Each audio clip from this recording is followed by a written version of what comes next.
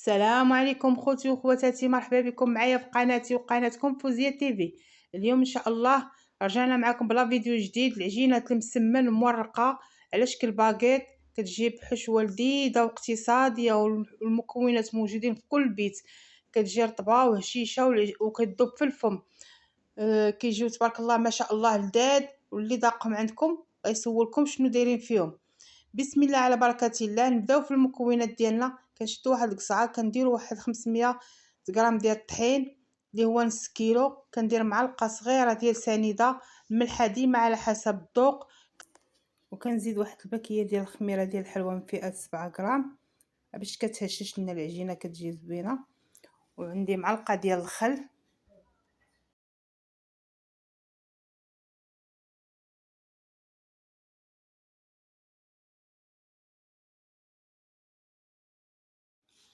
وعندي 3 المعالق ديال الزيت نباتيه. ومن بعد غادي نعجنها بالماء الدافئ.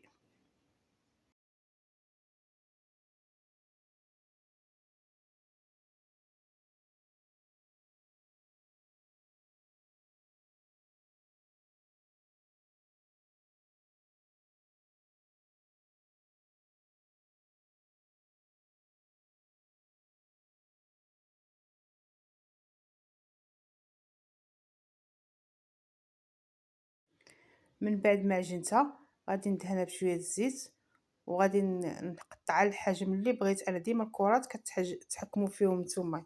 انا بغيت ندير مسمنات شويه كبار، قطعتهم على الحجم اللي بغيت، نتوما اللي ليكم الاختيار.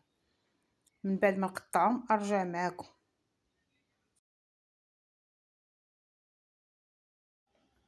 من بعد ما قطعتهم غندير لهم السلوفان ونخليهم يرتاحوا شويه، ومن بعد نرجع معاهم. مقله فوق البوطه ديالنا، ومن بعد نزيدو عليها زيت نباتيه ونخليوها تسخن. نخويو عليها البصله ديالنا نشحروها مزيان، نخليوها حتى تنزل شويه. عاد نزيدو عليها من بعد ما تنزلنا البصله نزيدو عليها الفلفله ونشحروهم مزيان. من بعد ما يتشحروا لينا نزيدو عليهم الكفته. من بعد ما تشحر لينا الكفته مع البصله والفلفله غادي نزيدو التوابل. عندي معلقه ديال التحميره، معلقه ديال نص معلقه ديال البزار، معلقه ديال السودانيه، ملحه ديما على حسب الذوق، وعندي معلقه ديال الخرقوم وشويه ديال البودره ديال الثوم.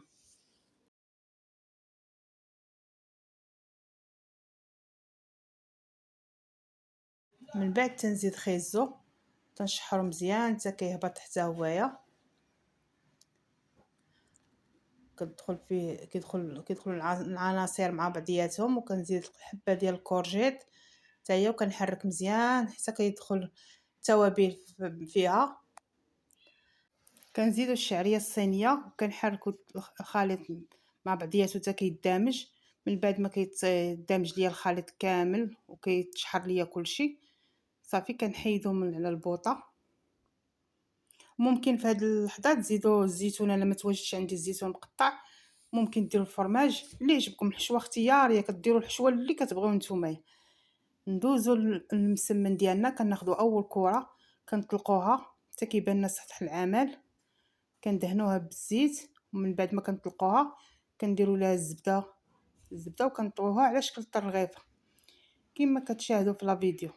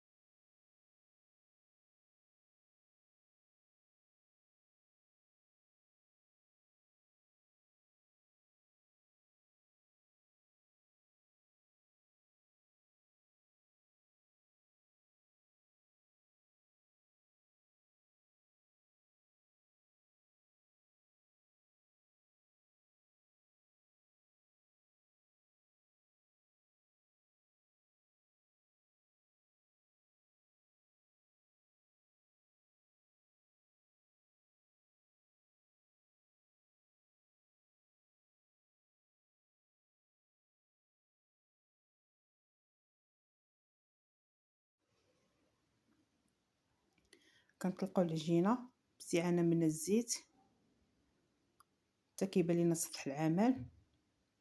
من بعد ما كنطلقوها كامله كتولي عندنا الورقه سطح العمل باين، كندهنوها بالزبده والزيت وكنطويوها على شكل الترغيفه.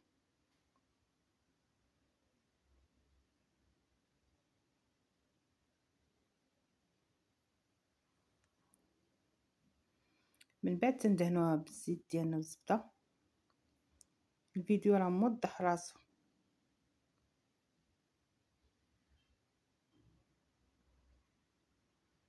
كنطويوها على شكل الترغيفه، كنديروا رغيفه وسط رغيفه.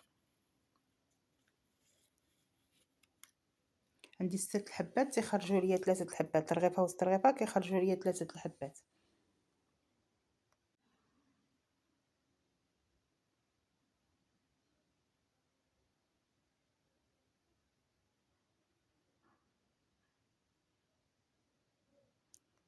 من بعد ما كملتهم غنخليهم يرتاحوا شويه.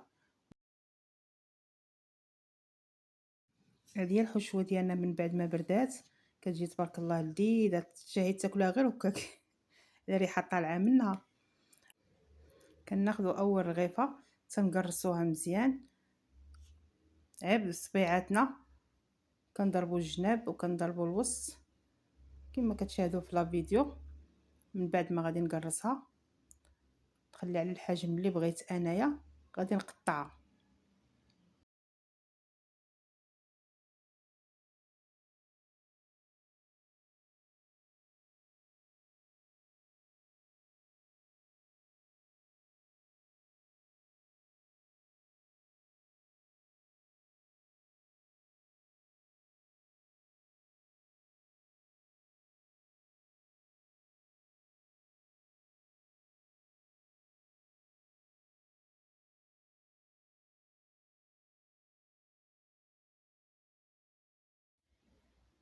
من بعد ما قرصتها غادي نقطعها على 3، كل مسمنه كتعطيني 3. من بعد غادي نضغط عليها من الجناب بيديا وغادي نعمرها بالحشوه اللي انا صايبت معاكم.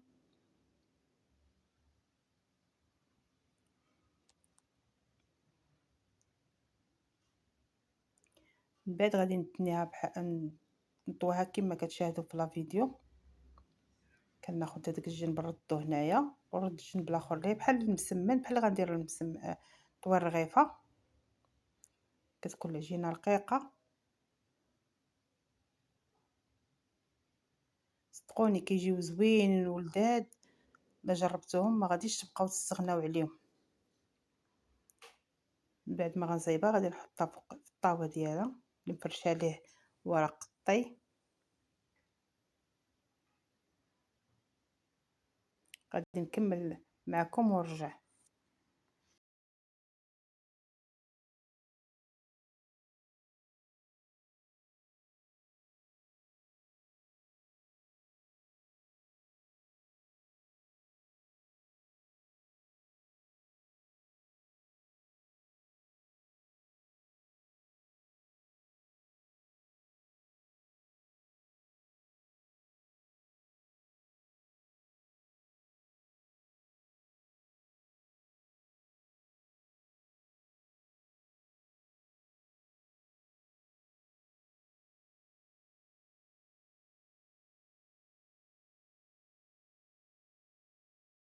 من بعد ما كملنا الكميه كامله كناخذوا صفار بيضاء كنزيدوا عليه قطرات من الخل ومعلقه ديال الحليب وكنحركهم مزيان، كنحركهم وكندهنهم.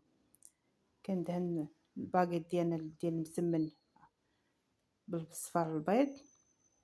من بعد ما غادي ندهنهم كاملين وغادي نقطعهم بالموس، ندير فيهم فليحات اختياري، بغيتو ديروهم ديروهم، بغيتو ديروهم يعني اللي يعجبكم. من بعد كنرشهم بالبافو. من بعد ما طابو كيجيو تبارك الله ما شاء الله، كيجيو لذاذ ومقرمشين وهشاش. الا جربتوهم ما غاديش تبقاو تستغناو عليهم، كيجيو زوينين. واخا العيا ما نشكرهم لكم حتى غادي تجربوهم عاد تعرفوا واش كنهضر. تيجيو مقرمشين وهشاش ولذاذ، كيجيو زوينين. العجينه مورقه والحشوه لذيذه، لا جربتوهم ما غاديش تبقاو تستغناو عليهم. لما لا ديروا للغدا او للعشاء مع كويس ديال العصير، كيجيو زوينين تبارك الله ما شاء الله. الى وصلتوا حتى لهنايا ما تنساوش الاشتراك في قناتي، وشي كومونتير زوين ولايك فضلا وليس امرا. السلام عليكم.